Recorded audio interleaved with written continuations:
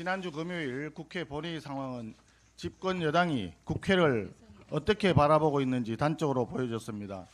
당초 오후 2시에 예정되어 있던 본회의가 아무런 양해나 설명도 없이 더불어민주당의 일방적인 참석 지연으로 4번이나 연기되었습니다.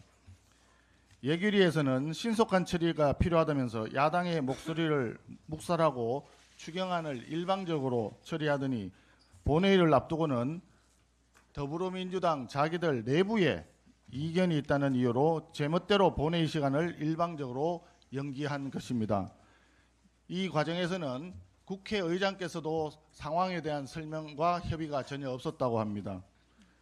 국회 본회의장을 마치 제 집 안방처럼 여기는 무리한 행동이었습니다.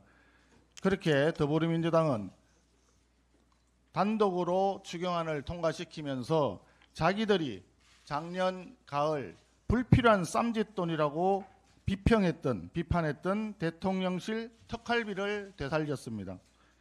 기초연금 민생예산인데 3,290억을 삭감했습니다. 국방예산 905억 원, 당초 자료에도 없던 것을 삭감했습니다.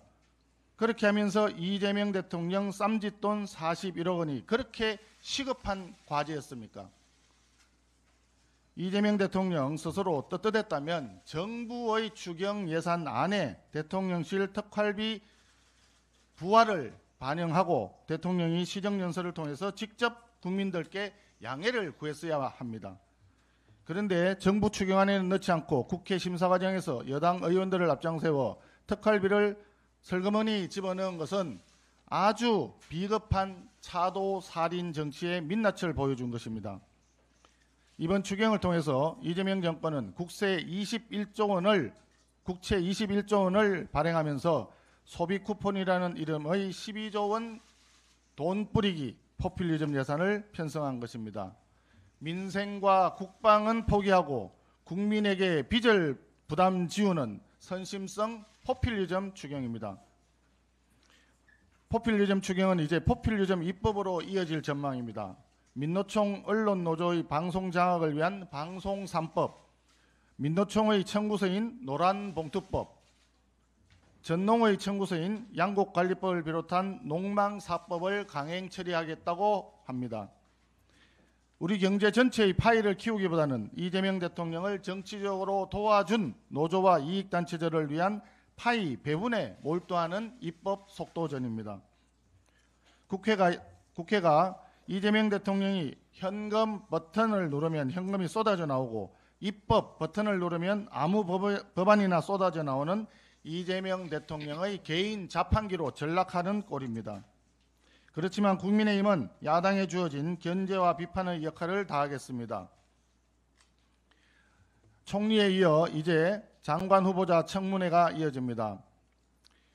부모가 아파트를 사주면 신분이 고착화된다고 강연해서 말한 지 1년도 채 되지 않아 아들의 아파트 매입을 도와준 외교부 장관 후보자 조현, 근로계약서도 쓰지 않고 5곳에서 겹치기 근무를 했던 국가보훈부 장관 후보자 권오월, 온 가족이 태양광 사업에 얽혀 있으면서 태양광 사업 지원 법안을 연달아 발의했던 통일부 장관 후보자 정동영, 제자 논문 가로채기에 논문 중복 게재까지 연구 윤리를 잇따라 파괴한 교육부 장관 후보자 이진숙, 변전충 내각의 추악한 민낯이 국민 앞에 고스란히 드러나고 있습니다.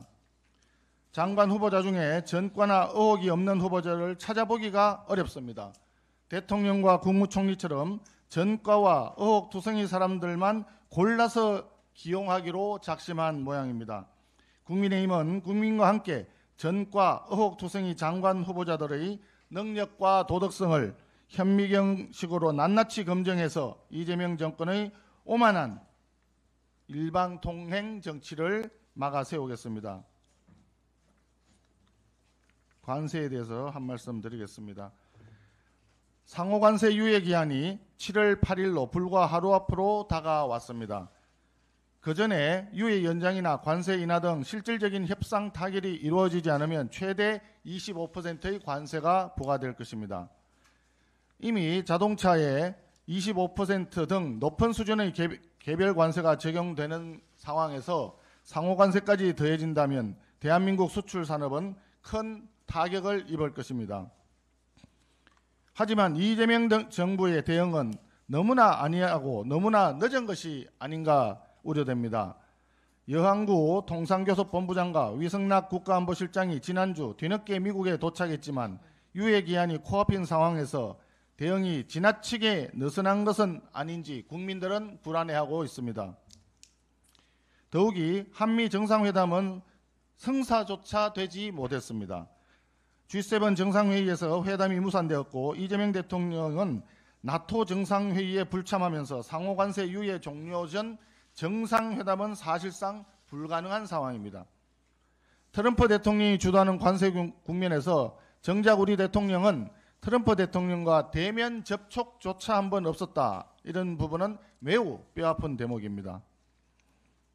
이처럼 한미동맹관계가 이재명 대통령 취임 이후 정상회담 한 번 없이 불안정한 상황인데 이재명 대통령이 중국 전성절 참석을 검토하고 있다는 이야기가 들리고 있습니다.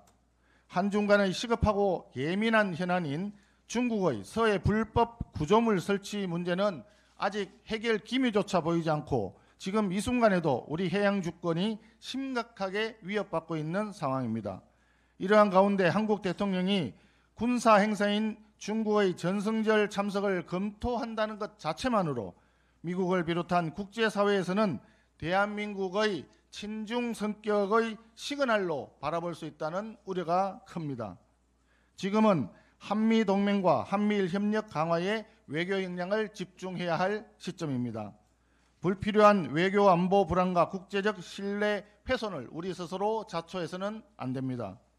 국제정세가 그 어느 때보다 복잡한 지금 굳건한 동맹을 약화시키는 외교는 결국 국민을 불안하게 만들고 국익을 훼손할 뿐입니다. 튼튼한 한미 동맹에 기반한 균형과 원칙 있는 외교 정책을 이재명 정부에 다시 한번 강력히 촉구합니다.